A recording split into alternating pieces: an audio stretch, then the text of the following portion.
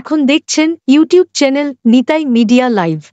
এই জন্য চাইতেই যদি হয় ভগবানের কাছে চান, সে কামনা বাসনা হোক, কিন্তু আপনাকে তাই দেবে ভগবান যা আপনার জন্য কল্যাণকর বা মঙ্গলময়।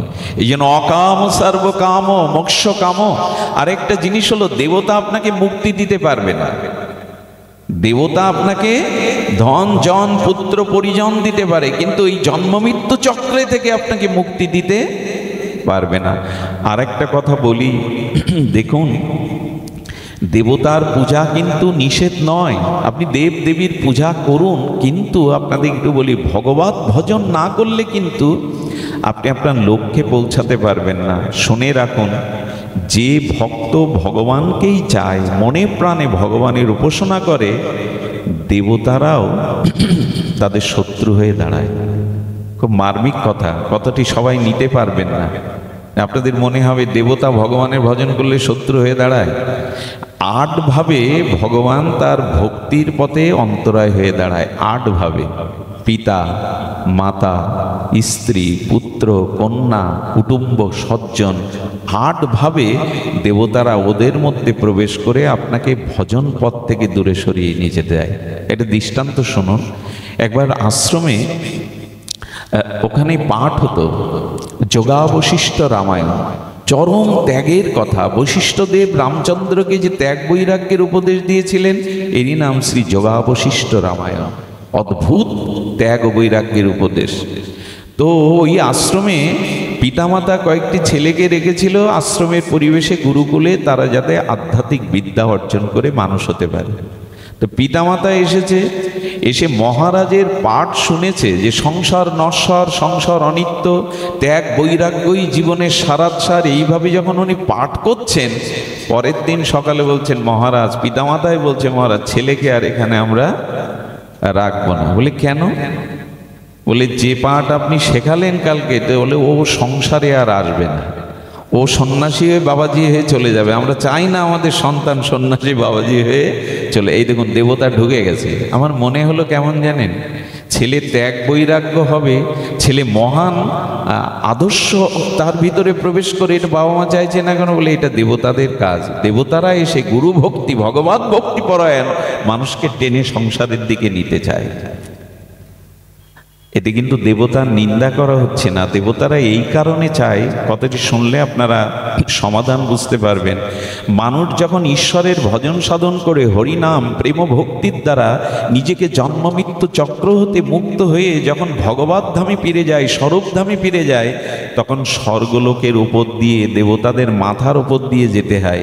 এবং বলা আছে ভগবানের, যখন কোনো মানুষ প্রেম ভক্তি ভজনের দ্বারা আমার নিত্য শাশ্বত চিন্ময় লোকে ফিরে আসবে, দেবতারা যেদিন আসবে সেদিন তোমরা তাকে বরণ করে নেবে। তোমাদের থেকে শ্রেষ্ঠ পদ তার যারা ভগবান বদলায়। কেউ কাউকে বরণ করতে চায়, কেউ কাউকে সম্মান এমনি এমনি করতে চায় যে আমাকেও ছাপিয়ে চলে যাচ্ছে। এই জন্য দেখবেন যখনই কোনো মানুষ তপস্যায় বসে, ধ্যানে বসে, মহাশক্তির অধিকারী হয়, দেবতারা এসে বাধা দেয়। এই জন্য মনুষ্য জন্মটা দেবতাদেরও থেকে দুর্লভ।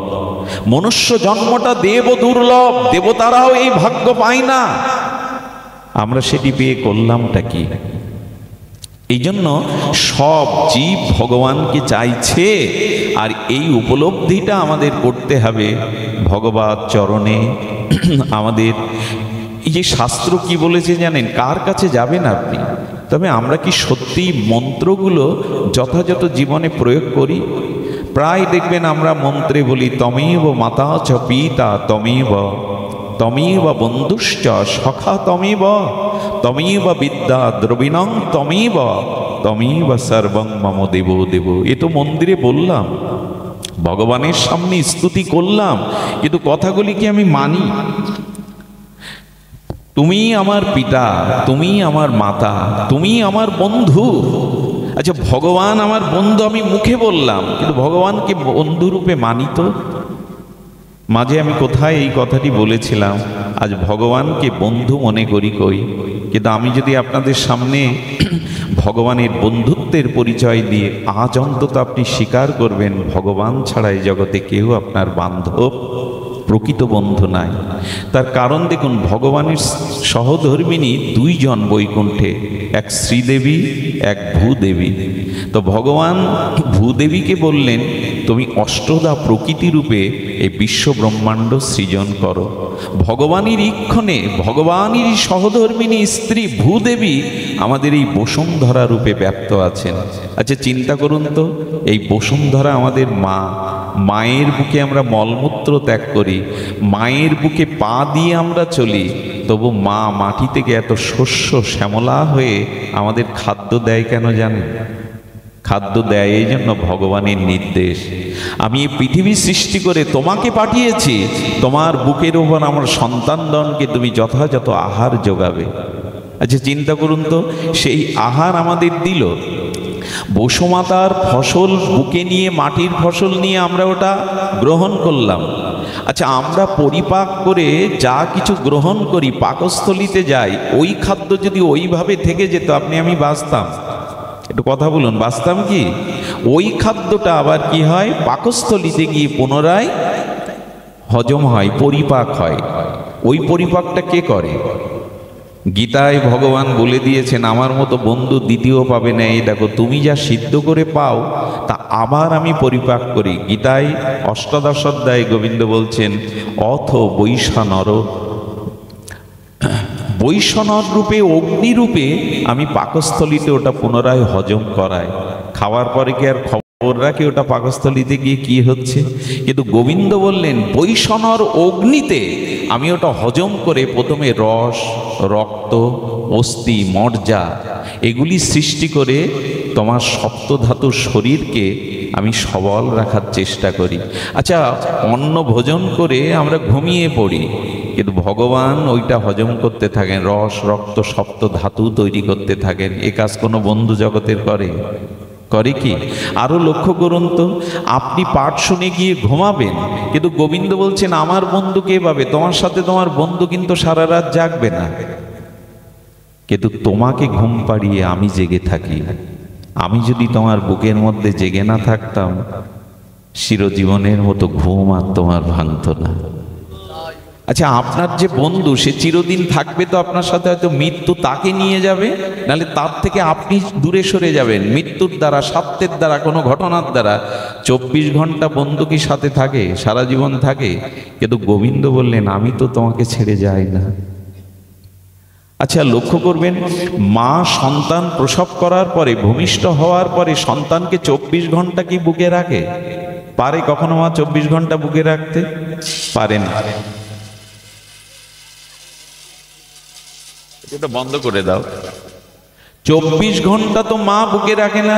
ধ্যান দিন, এদিকে ধ্যান দিন। 24 ঘন্টা মা বুকে রাখে না, মাঝে মাঝে 2-3 ঘন্টা কিছু সময় তাকে ছেড়ে দেয়। কিন্তু গোবিন্দ বললেন, তোমার হৃদয়ে আমি 24 ঘন্টাই তো আছি, আমি তো তোমাকে এক মুহূর্তের জন্য ছেড়ে যাই না। আস্তে একদিন স্বামী স্ত্রীর বিবাহের পর কিছু কাল স্বপ্নের মতো কেটে যায়, একটু কল্পনার জগতে ভাসমান হয়ে যায়। একটি দুটি সন্তান হলে তখন কেউ কাউকে আর মনের থেকে মেনে নিতে চায় না। তাদের সম্পর্কের মধ্যে, ভালোবাসার মধ্যে তিক্ততা চলে আসে। গোবিন্দ বললেন, আমি কিন্তু তোমাকে ছেড়ে কখনো যায় না, দূরে সরে যায় না। আরো তুমি ভেবে দেখো, কোনো মহাপাপ অপরাধের দ্বারা তুমি যদি শূকর, কুকুর, মলমূত্রের কীট পতঙ্গ হয়ে জন্মাও, সবাই ছেড়ে দেয়, কিন্তু আমি আত্মারূপে তোমার মধ্যে থাকি। কারণ আমি ত্যাগ করলে তোমার কোনো গতি হবে না। তাই আমি তোমার মধ্যে থেকে আবার 84 লক্ষ জনই ভ্রমণ করে, মানুষ করে, গুরু রূপে দীক্ষা দিয়ে, হরিনাম দিয়ে, তুলসী তত্ত্ব দিয়ে, ভাগবত দিয়ে, সাধু দিয়ে, গঙ্গা দিয়ে, বৃন্দাবন দিয়ে, প্রসাদ দিয়ে আবার তোমাকে তরাবার জন্য আমি তোমার হৃদয়ে আত্মারূপে থেকে যাই। আমি তোমাকে কোনোদিন ত্যাগ করি না। এই বন্ধুর কথা ভাবেন, তার থেকে বড় বান্ধব কে আছে জগতে? এই যে তমেই বা বন্ধুশ্চ মুখে বলি, কিন্তু বন্ধুর কথা ভাবি কি?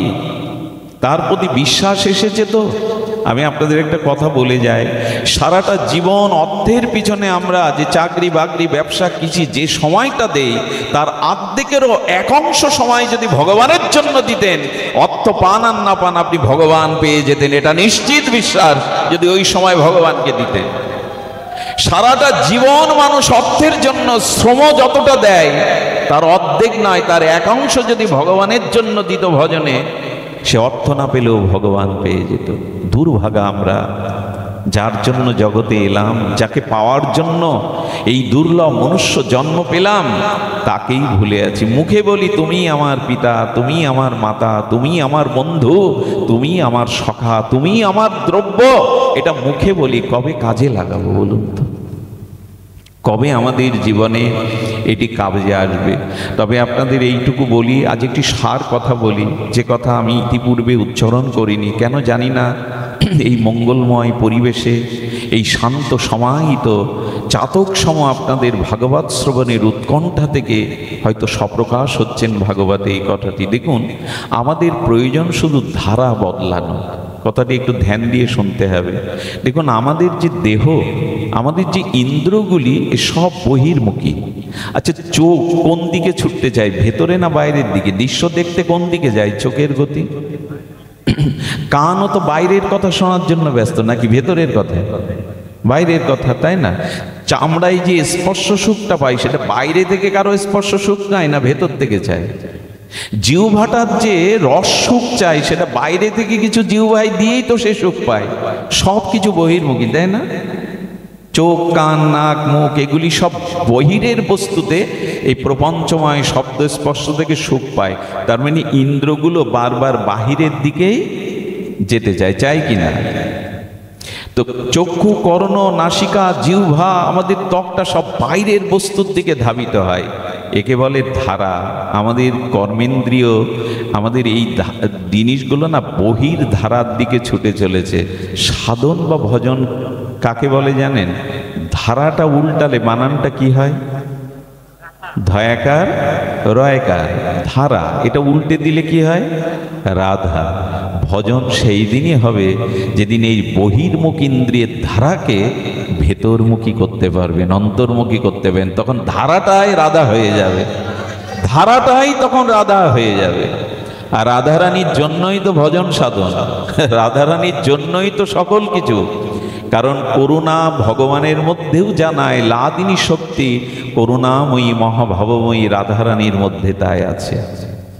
রাধারানীতে যে করুণা আছে, স্বয়ং ভগবানের লাদিনী শক্তি রাধারানীতে যে করুণা আছে, স্বয়ং ভগবানের মধ্যেও এত করুণা নেই। এই জন্য তো রাধা নামে জগৎ প্লাবিত। রাধাকেই কেন গৌড়ীয় বৈষ্ণবগণ এভাবে উত্তাল হয়ে, উদ্যম হয়ে রাধা রাধা বলে ব্যাকুল হয়? তার কারণ ধারাটা উল্টালেই হয়ে যায় রাধা। কেমন জানেন? তখন ওই এককেই ভেতরে চাইবে, চোখ চাইবে শুধু গোবিন্দকে দেখতে। রাধা কখন হবে? গোপী কখন হবে? আপনার ভজন সার্থক কখন হবে? চোখ যেটা বাইরের দেখতে চাইছিল, সেটা এককে দেখতে চাইবে, সবার মধ্যে আমার প্রিয় পরম গোবিন্দকেই দেখি আমি, এককে ছাড়া দ্বিতীয় দেখছে না।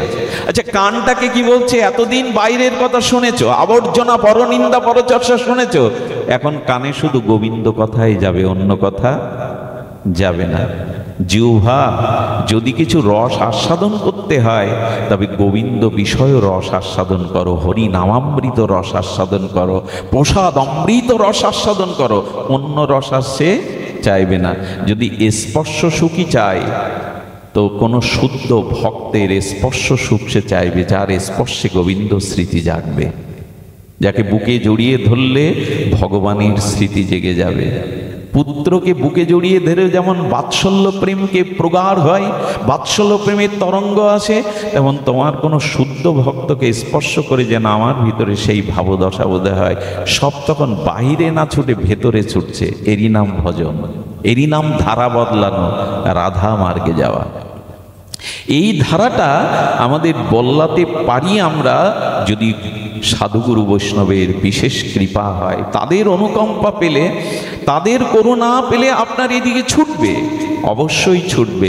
দেখুন, যখন ওই এককে আনন্দ দেওয়ার জন্য বহির্মুখ ইন্দ্রগুলি অন্তর্মুখী হয়ে ছুটবে, তখনই আপনি প্রকৃত আনন্দের সন্ধান পাবেন, তখনই আপনি প্রকৃত সেই প্রেম বলি, ভক্তি বলি। দেখুন, আমি আপনাদের চোখে মুখের দিকে কিন্তু চাইছি, কি তাপদাহ গরম ওর মধ্যে। আমাকে যদি বসিয়ে দেন আমি বেশিক্ষণ বসতে পারবো না, কিন্তু আপনাদের মুখগুলো চাতকের মতো উৎকর্ণ হয়ে হরিকথায় ব্যাকুল। আপনারা শারীরিক কষ্টকে, সংসার ভাবনাকে, বাড়ি ফেরার চিন্তাকে এখন ধুয়ে মুছে দিয়েছেন। কারণ কি জানেন? এখন এই তাপদাহে মাটির ওপরে বসে ক্ষুধা তৃষ্ণা ত্যাগ করে, এমনকি জলতৃষ্ণাও কাউকে বলতে পারছেন না। কিন্তু এখানে আপনাদের মুখগুলো দেখে মনে হচ্ছে আপনারা এখন ধারা বদলেছেন, সংসার বহির্মুখ ধারা থেকে অন্তর্মুখী ধারা বদলেছেন। আর এই ধারা বদলানোই হলো সাধনা, এই ধারা বদলানোই হলো ভগবানকে চাওয়া। এই জন্য দাঁড়িয়ে বসে গরমেও আপনারা প্রশস্তি পাচ্ছেন হৃদয়ে, কারণ ধারা বদলেছে এখন। এই জন্য আমাদের অন্তর্মুখী ধারা, ওই এককে আনন্দ দেওয়ার জন্য আমাদের ধারাকে বহির্মুখ থেকে ভেতরমুখী করাই হলো ভজন। দেখুন, ভজন মানে আর কিছু না, অনন্ত জন্মের কুসংস্কার থেকে সুসংস্কারে যে ফিরে আসা। সংস্কার আমাকে বিপদগামী করতে চায়, ভোগ কামনার পথে নিয়ে যেতে চায়, যার দ্বারা ওই পথটা, ওই ধারাকে বিপরীতে নিয়ে যাবে, এরই নাম ভজন। যদি তা জীবনে না হয়, জানবেন ভজন ঠিক হচ্ছে না আপনার। যদি ধারা না বদলায়, বহির্মুখ থেকে অন্তর্মুখিতা না যায়, তাহলে জানবেন যথাযথ ভজন হচ্ছে না। এটা হয়েছিল ব্রজের গোপিকাদের। তারা কৃষ্ণের বাঁশি ছাড়া আর কিছু শোনেনি। কৃষ্ণের বাঁশি শুনে যেমন তারা সব ত্যাগ করে এসেছিল, আবার কৃষ্ণকে হারিয়ে গোপীদের গোপী গীতের দ্বারা কৃষ্ণ আবার ছুটে এসেছিল। গোবিন্দ বললেন, ওদের তো আর কোনো চাওয়া ছিল না, গোপীদের তো আর কোনো চাওয়া পাওয়ার বিষয় ছিল না। তবে আপনাদের এইটুকু অনুরোধ করি, অনুরোধটাকা হলো অন্তর্মুখী করে ভগবানকে না পাওয়ার, ভগবানকে আনন্দ না দেওয়ার, ভগবানকে প্রসন্নতা সুখ না দেওয়ার যে ব্যথা, এই ব্যথাটা যতদিন না জাগবে, জানবেন ভগবানের প্রতি আপনার প্রেম ভালোবাসা হয়নি। ছোট্ট একটা কথা মনে পড়ল। হস্তিনাপুর থেকে আজ শ্রীকৃষ্ণ তিনি দ্বারকায় চলে যাবেন। সবাই যখন কৃষ্ণকে বিদায় দেওয়ার জন্য ব্যস্ত, তখন কুন্তী দেবী অন্তরালে কাঁদছেন। কৃষ্ণের রথটা যে পথে যাবে, সেই রথের পাশে রাস্তায় দাঁড়িয়ে চোখে আঁচল মুছতে আর কাঁদছেন, বারবার কাঁদছেন। আমার কি মনে হয় জানেন? ভগবানের জন্য হৃদয়ে যতদিন বিরহ না জাগবে, জানবেন ভগবানের প্রতি আপনার প্রেম ভক্তি আসেনি। ভালোবাসার মানুষের জন্যই তো মানুষের হৃদয় কাঁদে। কুন্তী দেবী কাউকে জানতে না দিয়ে উনি রাস্তার এক ধারে বসে ফুপিয়ে ফুপিয়ে কাঁদছেন।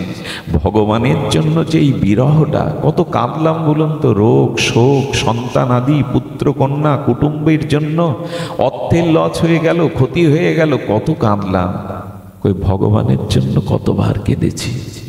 আমি দাবি করব যে তোমায় ভালোবাসি। এই জন্য ভগবানের বিরহে যতদিন চোখে অশ্রু না আসছে, তবে লোক দেখানোর জন্য না, আসর মাতানোর জন্য না, কুন্তীর মতো রাস্তার একধারে দাঁড়িয়ে যদি গোপনে কাঁদতে পারেন, তখন বোঝা যাবে ভালোবাসা এসেছে। এভাবে আসরের মধ্যে কাঁদলে দর্শকদের মনোরঞ্জন হয়, ভালো বক্তা রূপে খ্যাতি হয়। এভাবে না, যদি ঘরে দুধ দিয়ে গোপনে একান্তে কাঁদতে পারেন ভগবানের জন্য, ওটাই প্রেমের পরিচয়, ওটাই ভগবানের প্রতি ভালোবাসার পরিচয়। কুন্তী দেবী কাঁদছেন, গোবিন্দ কি দেখতে পাবে? কুন্তী দেবী রাস্তার ধারে আধারে পড়ে বৃক্ষের আড়ালে পড়ে কাঁদছেন। এটা একটা জিনিস শুনুন, ভগবানের বিরহে যারা প্রেমশ্রু ফেলে না, সে পথ মারিয়ে ভগবানের যাওয়ার ক্ষমতা নেই। ভগবান ওই পথ উপেক্ষা করে কোনোদিন যেতে পারে না। রথ এসে থেমে গেছে রাস্তার পাশে, কেন গেছে জানেন? ভগবানের জন্য যাদের বিরহে অশ্রুপাত হয়, ওই পথ মারিয়ে যেতে পারে না ভগবান। ভগবানের এরকম ক্ষমতা নাই, উপেক্ষা নাই। রথ থেকে ভগবান নিজে নেমেছেন, আড়ালে ক্রন্দনরত কুন্তী দেবীকে পিসিমা বলে সম্বোধন করে প্রণাম করে বলছেন, পিসিমা, সারাটি জীবন কেঁদেছ, আজ কেন কাঁদছ? উনি বললেন, অন্তর বাহিরে পরম পুরুষ তুমি, তুমি সর্বকারণের কারণ, অন্তরং বাহিরং পরমং পুরুষং তুমি। আমি জানি তুমি পরম পুরুষ। হে কৃষ্ণ, আমি জানি তুমি অনাদিরাদি, আমি জানি তুমি সমস্ত জীবের নিয়ন্তা। তবু আমার প্রতি, আমার সন্তানদের প্রতি তোমার কত কৃপা। বিশ্ব স্রষ্টা স্বয়ং ভগবান হয়েও তুমি আমার অর্জুনের রথের সারথি হয়েছে। তুমি ঘোড়াকে জল খাওয়াতে, অর্জুনের জায়গাটা মুছে দিতে। তুমি স্বয়ং ভগবান হয়েও পাণ্ডবদের সাথে আহার করেছো, স্নান করেছো, একই সাথে খেয়েছো। ছায়ার মতো তুমি ছিলে। জানো কৃষ্ণ, জানো কৃষ্ণ, যখনই আমি অল্প বয়সে বিধবা হয়েছি, কান্না ছাড়া আমার জীবনে কিছু ছিল না। এই 5টা পুত্রকে নিয়ে আমি পথে ভিক্ষাও করেছি, বনবাসেও গেছি, ওদের বিষ খাইয়ে মারতে গেছে, যতুগৃহে পুড়িয়ে মারতে গেছি, কিন্তু সর্ববিপদে তুমি ওদের পাশে থেকেছো ছায়ার মতো। পিসিমা, পিসিমা, একথা কেন বলছো? আমি জানি তুমি অন্তর বাহিরে পরম পুরুষ, তবু তুমি ছায়ার মতো, সাধারণ সারথীর মতো, ড্রাইভারের মতো তুমি আমাদের ছায়াতে থেকেছ। কুন্তী দেবীর চোখের জল মুছিয়ে কৃষ্ণ বললেন, পিসিমা, সারাটি জীবন দুঃখ কষ্ট অশ্রু ফেলেছ, তোমাকে আমি কিন্তু দিতে পারিনি, কারণ তুমি কিছু চাওনি। আজ আমার কাছে কিছু চাও। কি চাইলো জানেন? পৃথিবীতে এরকম চাওয়া খুব বিরল। কুন্তী বলছো, যদি দিতে হয় এক কাজ করো, আমাকে সারা জীবনের কান্না দাও, আর আমার ছেলেদের আবার বনবাসী ভিখারি করে দাও, যাতে বিপদ আমাদের ছায়ার মতো লেগে থাকে। কৃষ্ণ চোখে তখন জল এসে গেছে। পিসিমা, সারাটি জীবন কেঁদেছ, পুত্রবধূর অপমান দেখেছ, রাজসভায় দ্রৌপদীর বস্ত্রহরণ, ছেলেদের এই দুঃখ কষ্ট, খুদ খেয়েছে তারা জঙ্গলে ভিক্ষা করে। তুমি আবারও কান্নার বধ চাইছো, বিপদের বধ চাইছো। তুমি 1000বার চাইলে আমি তোমাকে আর চোখের জল আর বিপদ এ দেব না। কুন্তী বলছেন, বিপদ দেবে না কেন? কারণ বিপদ পেলেই তো তোমার কথা মনে পড়ে, বিপদ এলেই তো তোমার কথা মনে পড়ে। যখনই কোনো সংকট আছে, বিপদ আছে, সেটাই আমার কাছে সম্পদ হয়ে যায়। কারণ যে বিপদে তোমার কথা স্মরণ হয়, সেটাই আমার কাছে সম্পদ। আর যে সম্পদ পেলে তোমাকে ভুলে যেতে হয়, সেটাই আমার কাছে বিপদ। ভক্তের ভাবনা দেখুন, যদি সংকট আছে, বিপদ আসে, তাতে যদি তোমার কথা স্মরণ হয়, সেটাই আমার সম্পদ, সেটাই আমার প্রকৃত সম্পদ। বলেন, এবার আমি তোমায় দিতে পারবো না। সারা জীবন কেঁদেছ, এখন ছেলেরা হস্তিনাপুরের রাজা হয়েছ, এখন আর কান্না কেন, বিপদ কেন চাইবে? সর্ববিপদ তো মুক্ত। বললেন, গোবিন্দ, তুমি যাদের ছেড়ে যাও, তাদের বিপদ ছাড়া তো আর কিছু থাকে না। তুমি যাদের ছেড়ে চলে যাও, তাই বিপদই চাই আমি। সারা জীবন আমাকে কাঁদাও, বিপদ দাও, যাতে তোমার মতো সম্পদকে কাছে পাই। বলেন, এবার আমি তোমায় দিতে পারবো না, অন্য কিছু চাও। এরপরে কুন্তী যা চেয়েছিলেন তা মর্মস্পর্শী চাওয়া। আমরা কবে এই বুদ্ধি আমাদের মাথায় আসবে, এই প্রার্থনা আমাদের কবে আসবে? কুন্তী দেবী বললেন, তবে এই দাও, এই সংসারে কারো প্রতি যেন আমার মমতা না থাকে, সেই মমতাগুলো নিগড়ে যেন আমি তোমার প্রতি দিতে পারি। সংসারে কোনো বস্তুর প্রতি যেন আমার মমতা না থাকে, সমস্ত মমতা যেন আমি তোমাকে দিতে পারি, সমস্ত মমতা নিগড়ে তোমাদের দিতে পারি। আমি আপনাদের বলি, আমাদের মনটা না, আমাদের মনের যে ভালোবাসাটা না, যাকে তাকে দিয়ে বসেছি আমরা। এটা বন্ধক দেওয়ার মতো। কোনো বস্তু যদি কারো কাছে বন্ধক রাখেন, প্রয়োজনে সেটা পাওয়া যায় না, সেটা আপনাকে যখন তখন দেওয়া যায় না। গোবিন্দ বললেন, মনের ভালোবাসাটা তো যাকে তাকে দিয়েছ, বন্ধক দিয়েছ, ওটা ছাড়িয়ে আমাকে দাও।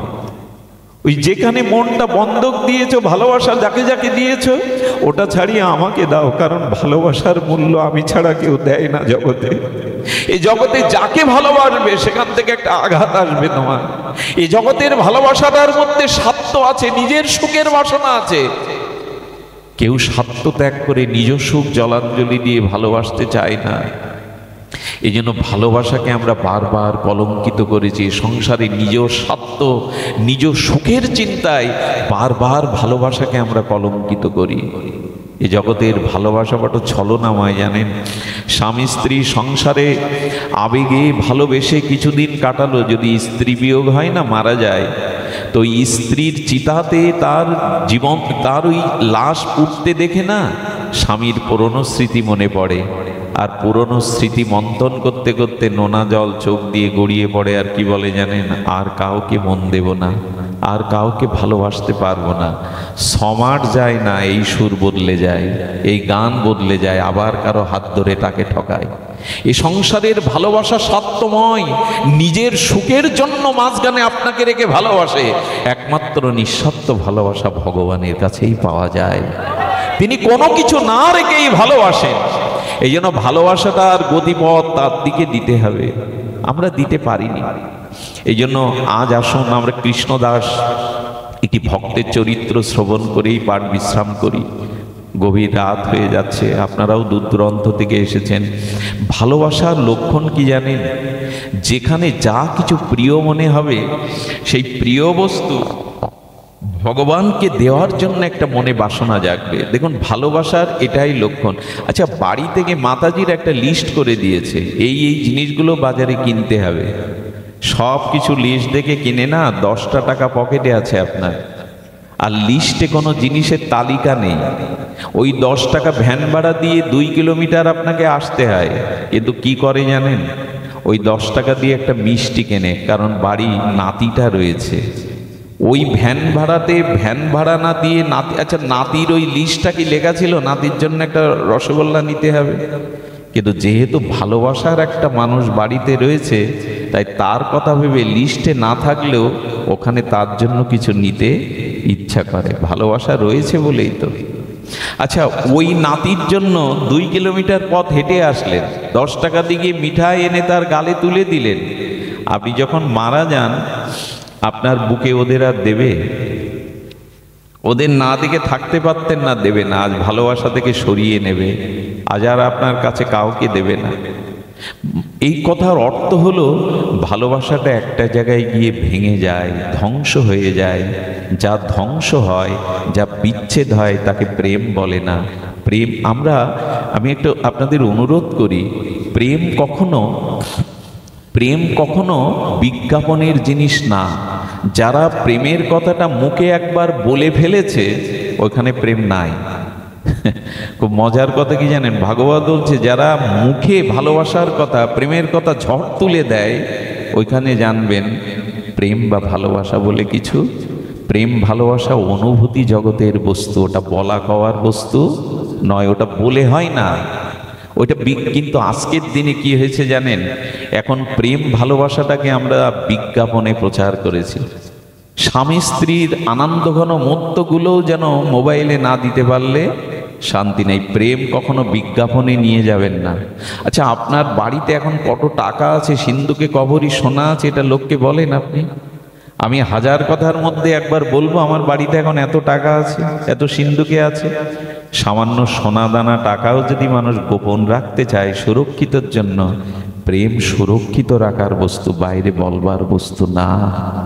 প্রেমটা উপলব্ধির বস্তু, কিন্তু প্রেম তো এই জগতে নাই। আর যেটুকু আমরা প্রেম বলে চালিয়ে দেই, সেগুলো এখনো বিজ্ঞাপনের সস্তা জিনিস হয়ে গেছে।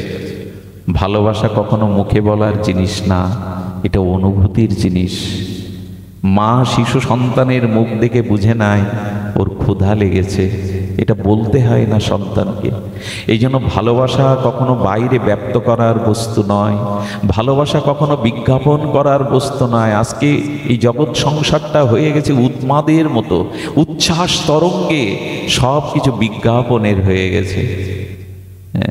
বিজ্ঞাপন না, গোপীদের দিকে তাকিয়ে দেখুন, গোপীরা কৃষ্ণকে ভালোবাসার কথা ওইভাবে ব্যক্ত করেনি। তারা সর্বস্ব অন্তর্মনা হয়ে তাকে ভালোবেসেছে, মুখে তারা ব্যক্ত করেনি কখনো। মুখে যদি ব্যক্ত করেনি তো গোপী গীত গাইল কারা? কৃষ্ণের এই যে গোপী গীত, ভ্রমর গীত গোপীরা গাইল কেন? বলে এইটুকু গাইল কেন জানেন? আজকে যদি গোপীরা গোপী গীত না গাইতো ভাগবতে, গোপী প্রেম যদি জগতে তারা প্রকাশ না করত, তাহলে প্রেম কি বস্তু জগৎ জানতো না। এ জগতের কাম কামনাকেই প্রেম বলে আমরা বুঝতে ভালোবাসি। গোপীরা যদি প্রকাশ না করত, প্রেম শব্দটা আমাদের কাছে কামই আমরা প্রেম ভেবে বসতাম, বাসনাকেই আমরা প্রেম ভেবে বসতাম। এই জন্য জগৎ কল্যাণে জানালেন, প্রেম কখনো বিজ্ঞাপন করার মুখে বলার জিনিস নয়। প্রেম কোনোদিন নিজের সুখের জন্য কিছু চায় না, প্রেম চাই প্রিয় পরমের সুখ। এই কথাটা আমি আবার বলছি, একটু ধ্যান দিয়ে মনে লিখে নিন। প্রেম কখনো নিজ সুখের কিছু দাবি করে না। প্রেম সর্বতোভাবে নিজের সর্বস্ব দিয়ে তাকে সুখী করতে চায়, এই হলো প্রেমের ভাষা।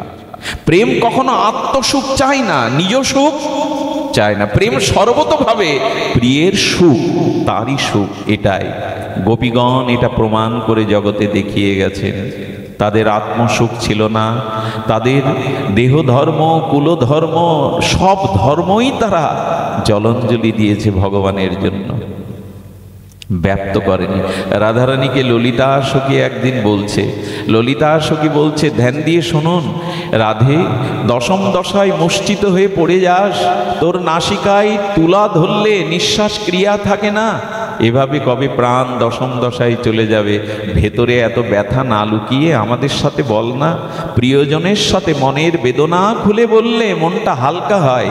রাধারানী যেই একথা শুনেছেন, ললিতার মুখে করপল্লব দিয়ে আচ্ছাদন দিয়ে বললেন, একথা কখনো জানতে চাইবি না।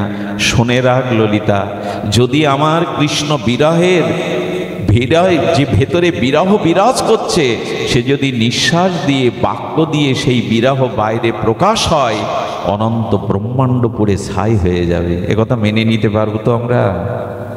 আমার বিরহের কথা যদি আমি বাইরে প্রকাশ করি, রাধারানী এত ধীর বললেন, প্রকাশ করলে একবার হয়েছিল, রাজপঞ্চ অধ্যায় বৃন্দাবনে পাঠ হচ্ছে, বৃক্ষগুলিও যেন কাঁদছে, কৃষ্ণ কৃষ্ণ বিরহে, গোপী বিরহে বৃক্ষগুলিও যেন কাঁদছে। আর যে বাবাজি পাঠ করছেন তার চোখে জল নাই। একজন দূর থেকে ভাবছে, বাহ, আমরা কেঁদে মরছি, আর যিনি পাঠ করছেন তার চোখে গোপী বিরহে, কৃষ্ণ বিরহে জল নাই। যেই ভেবেছে, ওই বাবাজি একটা নিঃশ্বাস ফেললেন। সেই নিঃশ্বাস কি হলো জানেন? গাছ থেকে একটা সবুজ পাতা পড়ছিল, 3 হাত দূরে তপ করে আগুন লেগে পাতাটা পুড়ে গেল। যার মনে এসেছিল পাঠকের চোখে জল নেই কেন, বুঝতে পারলো তার বিরহটা সে ধীর বা চেপে দিয়েছে বুকে। অনেকেই চোখে কাঁদে না, কিন্তু ভেতরে কাঁদে, সেটা বাইরে প্রকাশ করে না। এই কান্নাটা আরো ভয়ানক। বাইরে কাঁদলে তো বুক হালকা হয়ে যায়। যারা কান্নাটা রক্তের মতো জমাট বাঁধতে রাখতে পারে, এরা যদি কোনোদিন নিঃশ্বাসের সহিত বিরহ প্রকাশ করে, পুড়ে যাবে চারিদিকে। গোপীরা এই জন্য কৃষ্ণ বিরহকে বুকে লালন করে রাখত। আবারও বলছি, প্রেম কখনো বিজ্ঞাপনের জিনিস নয়। প্রেম কখনো, আমার কি মনে হয় জানেন, কিছু মনে করবেন না, জাগতিক কথা এই আসরে বলা উচিত না। আজকাল ভালোবাসা দিবস নামে একটা দিবস, এখান থেকে 10-20 বছর পরে দেখবেন কতটা নোংরামি এই দিবসে আশ্রয় দেয়া হবে, কতটা নোংরামিকে আশ্রয় দেয়া হবে। এভাবে আমাদের শাস্ত্র বলেনি। আমাদের শাস্ত্র ভালোবাসা বিজ্ঞাপনের জিনিস নয়, ভালোবাসা কখনো ব্যক্ত করার জিনিস নয়। কারণ ব্যক্ত তখনই হয় যখনই তার জন্য সর্বস্ব আপনি দিতে রাজি না থাকেন, তার কাছ থেকেই আপনি আপনার সুখ নেওয়ার জন্য ব্যস্ত থাকেন, তখনই বিনিময় হয়। এই জন্য গোপীদের কথা এই যে, আমাদের পায়ের ধুলো গোবিন্দের মাথায় দাও, তাতে যদি তার মাথার যন্ত্রণা কমে, আর আমাদের পায়ের ধুলো স্বয়ং ভগবানের মাথায় দেওয়াতে যদি অনন্তকাল নরকে যায়, তাতে আমাদের দুঃখ নেই। আমাদের প্রিয় সুখে আছে, এটাই আমাদের সুখ। একথা আর কি বলেছে জগতে? আমাদের পায়ের ধুলো গোবিন্দের মস্তকে দাও, তাতে যদি তার মাথার যন্ত্রণা কমে, আমরা নরকে যাই, ক্ষতি নেই। সেখান থেকে যেন জানি আমাদের প্রভু ভালো আছে, আমাদের প্রিয় ভালো আছেন। এটাই তো ভালোবাসা। সব শেষে আপনাদের বলি, এই ভালোবাসা ভগবানের প্রতি এসেছে, এটা বোঝবার উপায় সর্ব অবস্থাতেই যদি তাকে আনন্দ দেওয়ার ব্যবস্থা থাকে। চলুন কৃষ্ণদাস চরিত্রটা বলেই আমরা পাঠ বিশ্রাম রাখছি। কৃষ্ণদাসের চরিত্র হলেন, ইনি ছিলেন আমাদের বল্লভাচার্যের সন্তান। বৃন্দাবনে এখনো মন্দিরের কি পরম্পরা জানেন? যারা বাবাজি হয় তাদের উত্তরসূরি বড় পুত্র বা সন্তানরাই উত্তরাধিকারী হয়। যারা গৃহী বাবাজি। তো ওখানে কি হয়েছে, বল্লভাচার্যের সন্তান কৃষ্ণদাস, এই কৃষ্ণদাস আগ্রাতে এসেছেন।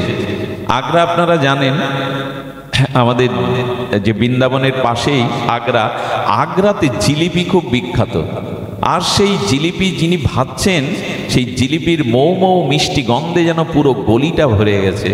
সঙ্গে সঙ্গে কৃষ্ণদাস জিলিপির গন্ধে মনে করছেন, আরে আমি যদি শ্রীনাথজিকে, মানে গোবিন্দের প্রকট বিগ্রহের নাম শ্রীনাথজি বৃন্দাবনে, গোবর্ধনে, গিরিরাজ গোবর্ধনে, বলে এই জিলিপি যদি আমি একটু শ্রীনাথকে দিতে পারতাম।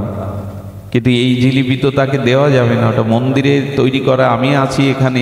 জিলিপি জিলিপি জিলিপি মনে মনে বারবার চিন্তা করে কি করেছে জানেন, এক গাছতলায় বসেছে নদীর ধারে, বলে মনে মনে না, মনে মনে উনি ধ্যানে বসে গেছেন মানসে।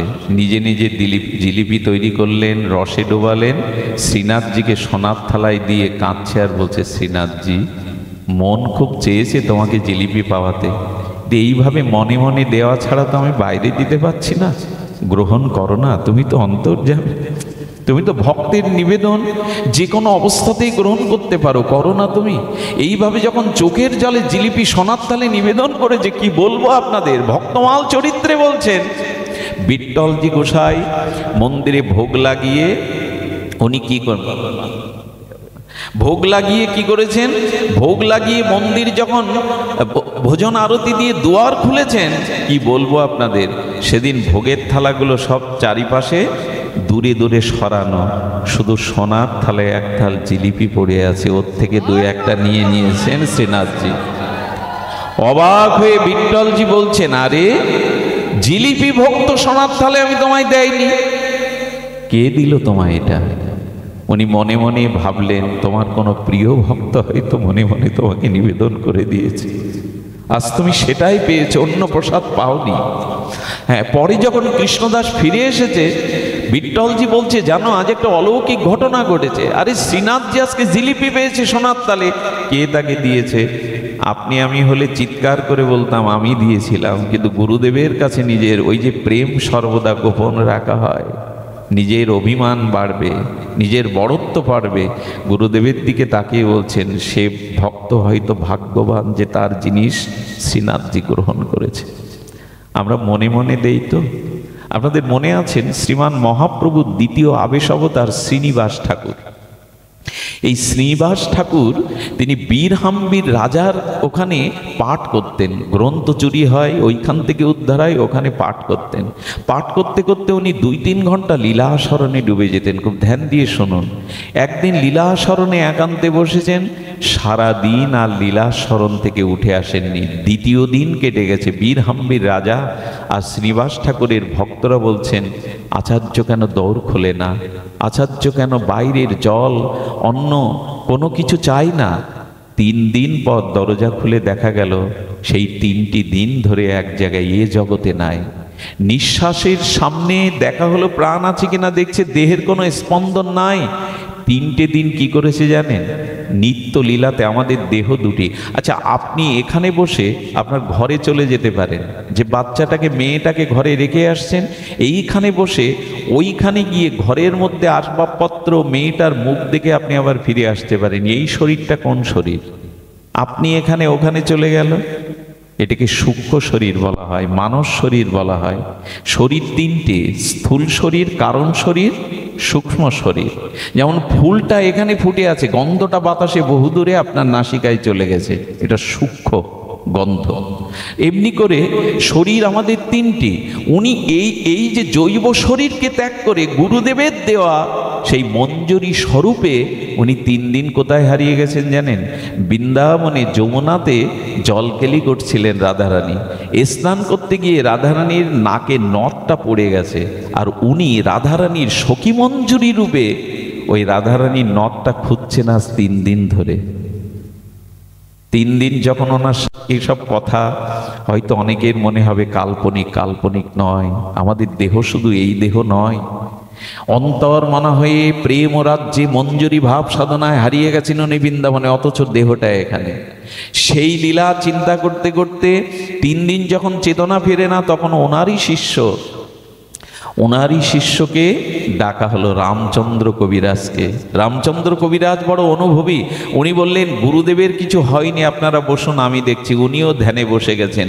উনিও বৃন্দাবনে রাধারানীর সখী মঞ্জুরি, ওই মঞ্জুরি স্বরূপে উনি ওনার ওই মঞ্জুরির পেছনে পেছনে গিয়ে 3 দিন বাদে একটা পদ্ম ফুলের পাতার উপরে রাধারানীর নথকানা পেয়ে রাধারানীকে যেই দিয়েছে, রাধারানী আনন্দে জড়িয়ে ধরে বলছেন, সখী মঞ্জুরি, তুমি আমার রথ খুঁজে পেয়েছো।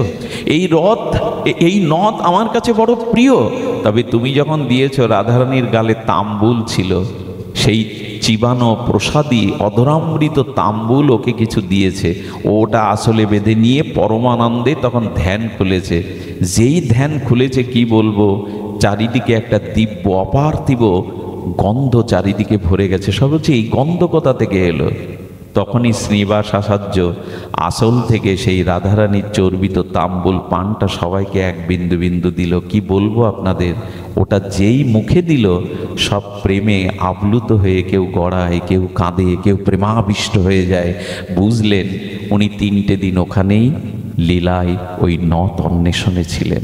এগুলো হয় ভজন করতে করতে ভক্তদের এরকম একটা দশা হয়, দেহটা এখানে কিন্তু চলে যায় নিত্যধামে, চলে যায় নিত্য সেবায়। এই কথাগুলো আমরা সবাইকে বোঝাতে পারবো না।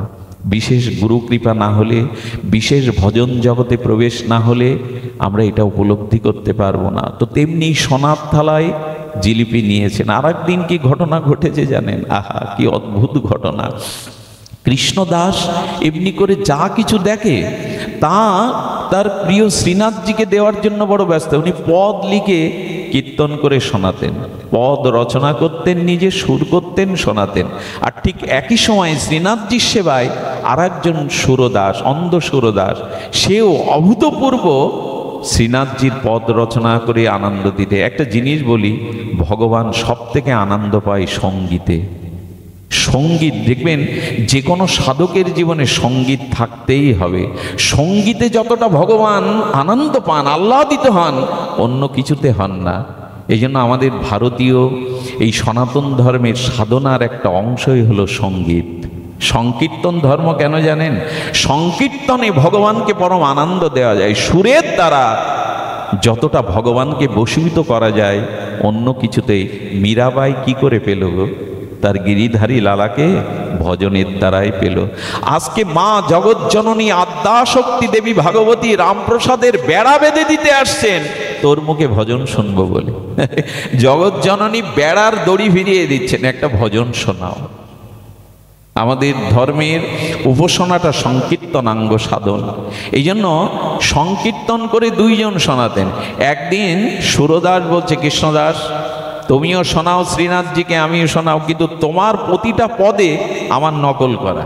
আরে আমি যা লিখে শোনাই, তোমার পদের মধ্যে তার আভাস থাকে। কৃষ্ণদাস বলছেন, তা হয়তো থাকে, বলে তাহলে আলাদা করে রচনা করে শোনাও, তাহলে বুঝবো তুমি পদ রচনা করে শ্রীনাথজিকে আনন্দ দিতে পারো।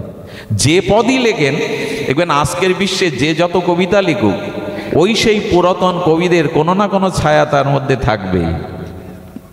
রবীন্দ্রনাথ কিছু বাদ দিয়ে যায়নি, নজরুল কিছু বাদ দিয়ে যায়নি। ওই কবিদের কোনো আভাস, কল্পনা আপনার আমার লেখার মধ্যে আসবেই। ঠিক তেমনি কৃষ্ণদাস সুরদাসের পদের আভাস এসে যেত। একদিন পদ রচনা করেছে, করে শোনালে বলতে, এই দেখো আমার পদেও এটা লেখা। সেদিন শ্রীনাথজিকে কাঁদতে কাঁদতে বলছেন, আমি ওর কাছে হেরে যাব? আমিও তো তোমায় ভজন শোনাই, আমি হেরে যাব? এই কাঁদতে কাঁদতে যখন ঘুমিয়েছে, শ্রীনাথজি কি করেছে জানেন? নিজে এসে খাতা কলম বের করে নিজেই একটা পদ রচনা করেছে। ভক্ত কষ্ট পাচ্ছে, ওর নিজের পদের মধ্যে সব পদের ছায়া সুরদাসের, নিজে পদ রচনা করে ঘুম থেকে উঠেই দেখে সামনে খাতা। এ যেন জয়দেবের গীত গোবিন্দ। গোবিন্দ এসে নিজেই জয়দেবের রূপ ধরে লিখে গিয়েছিলেন, সারা খারমণ্ডলাং দেহি পদপল্লবমোদারাম। যেন এই সেই পদ। যখন ওটা পেলেন, প্রমানন্দে উদ্ভাসিত হয়ে আনন্দে শ্রীনাথজি এসে সুরদাসকে বলছে, সুরদাস এই দেখো আজ আমি আমার স্বাতন্ত্র পদ গিয়ে শোনাচ্ছি। যেই না সুরারোপ করে পদ গাইছে, সুরদার হাত জোর করে বললেন, সত্য করে বলো এই পদ তোমার লেখা হতে পারে না, সত্য করে বলো এই পদ কোথায় পেয়েছো? তখনই সুরদাস হাত ধরে বললেন, জানো আমার ভেতরে কিছুটা ব্যথা এসেছিল, আমি ঘুমিয়ে পড়লে শ্রীনাথজি এই পথ স্বয়ং লিখে দিয়ে গেছে। শ্রীনাথজি এই পথ স্বয়ং লিখে দিয়ে গেছে। গোবিন্দকে আনন্দ দেওয়ার জন্য ভগবানও তার ব্যথাকে মেনে নিতে পারেন না। ছোট্ট একটি লীলা, এই সুরদাস বাজার দিয়ে যেতে গিয়ে দেখে এক নর্তকী অপূর্ব ভঙ্গিমায় শিল্পকলায় নৃত্য করছেন। আচ্ছা, বাইজির নৃত্য দেখে, এভাবে বাজারের একটা বাইজির নৃত্য দেখে সুরদাস দাঁড়িয়ে গেছে, কৃষ্ণদাস দাঁড়িয়ে গেছে। কেন জানেন? দেখুন, এই হলো প্রেম ভক্তি। আপনার ভিতরে ভগবত ভক্তি আছে কিনা এটাই নমুনা। যা কিছু সুন্দর, যা কিছু আনন্দময় দেখলেই মনে হবে এটা যদি আমার প্রিয় পরমকে এই আনন্দটার ভাগ দিতে পারতাম। এটাই হলো প্রেম ভক্তির রীতি।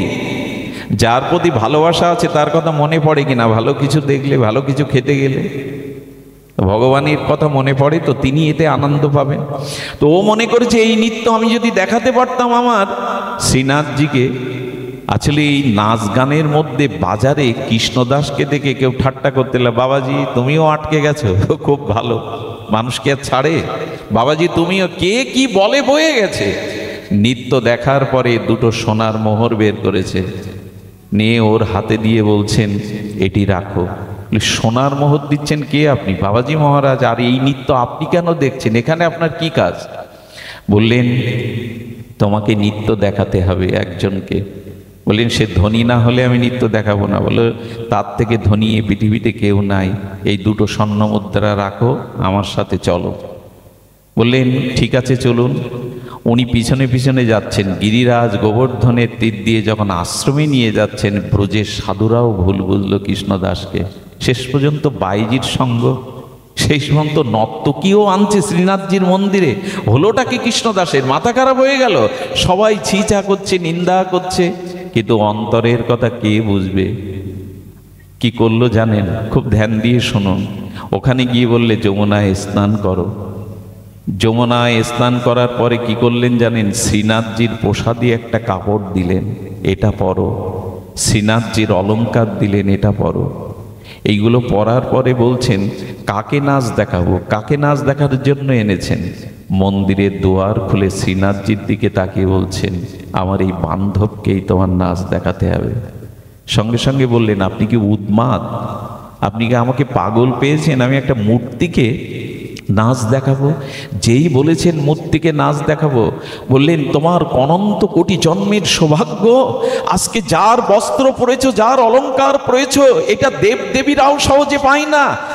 কাকে নৃত্য দেখিয়েছো? হাত পা বেঁকিয়ে কাকে আনন্দ দিয়েছো? একে যদি আনন্দ দিতে পারো, তোমার আনন্দ আর কোনোদিন কম পড়বে না। যেই বলেছে শ্রীনাথজির মুখের দিকে যেই হাসি দেখেছে, সঙ্গে সঙ্গে বললেন, হ্যাঁ, ওনার মুখবদন বলছেন আমার নৃত্য উনি দেখতে চান। আচ্ছা, একটা বাজারে নর্তকী এখানে নৃত্য করে আজ প্রেম পেল শ্রীনাথজির চরণে।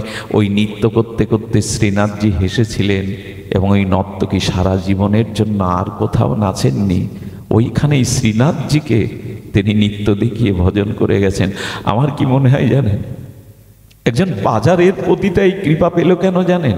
ভগবানের কৃপা না, এটা কৃষ্ণদাসের কৃপা, ভক্তের কৃপা। কোন ভক্ত যদি কারো প্রতি কৃপা করে দেয়, ভগবান তাকে স্বীকার করে নিতে বাধ্য হন। কোন ভক্ত যদি কারো প্রতি কৃপা করে, সাধু কৃপা এই জন্যই। কৃষ্ণদাস এই বাজারের নর্তকীকেও দেখে মনে হয়েছে, এই নাচ যদি আমি আমার শ্রীনাথজিকে দেখাতে পারতাম। এই যে কৃপা হলো নর্তকীর ওপরে, এই কৃপাতেই শ্রীনাথজি তাকে গ্রহণ করে নিলেন। এই জন্য প্রার্থনা করবেন, প্রভু তোমার কৃপা পায় আর না পায়, তোমার ভক্তের কৃপা যেন পায়। এ চলার পথে কোনো শুদ্ধ সাধুগুরু বৈষ্ণবের কৃপা যেন পাই। তোমার কৃপা আমি না পাই ক্ষতি নেই, তোমার ভক্ত কৃপা পেলেই তুমি আমাকে গ্রহণ করবে। ভক্ত কৃপা যদি হয় তবেই ভগবান তাকে গ্রহণ করবে। কৃষ্ণদাস চরিত্রে এই নর্তকীও কৃপা পেয়ে গেল। তা আপনাদের কাছে অনুরোধ করছি, ওর নাম কি যেন বলছিলেন, যে বাচ্চাটার কথা, সার্থকের জন্য ওর পিতা মাতা আজ আপনাদের চরণধূলি প্রার্থনা করেছেন। আমার কি মনে হয় জানেন, ভক্তের চোখের জল যদি গোবিন্দ চরণে এক বিন্দু নিবেদিত প্রার্থনা হয়, ভগবান সে প্রার্থনা উপেক্ষা করতে পারেন না। আজ এত একটা বড় অনুষ্ঠানের সাধুগুরু চরণ ধুলির প্রার্থনা করেছেন হৃদয় থেকে। আপনারা সকলে হাত উঁচু করে একটু গোবিন্দের কাছে প্রার্থনা করুন যেন তার মনোবাঞ্ছা ভগবান পূর্ণ করেন, ভগবান যেন তাদের প্রতি কৃপা বর্ষণ করেন। সুধীজন, আপনাদের এই মঙ্গলময় উপস্থিতিকে বারংবার প্রণাম করে, আপনাদের চরণ ধুলিকে মাথায় প্রার্থনা করে আজকের মতো হরিকথার এখানেই বিশ্রাম। মহাপ্রভুর কৃপা হলে আবারও কখনো আপনাদের দুয়ারে এমনি করে হরিকথার আস্বাদনের ইচ্ছা রইল। জয় নিতাই গৌর প্রেমানন্দে হরিবল। জয় রাধে।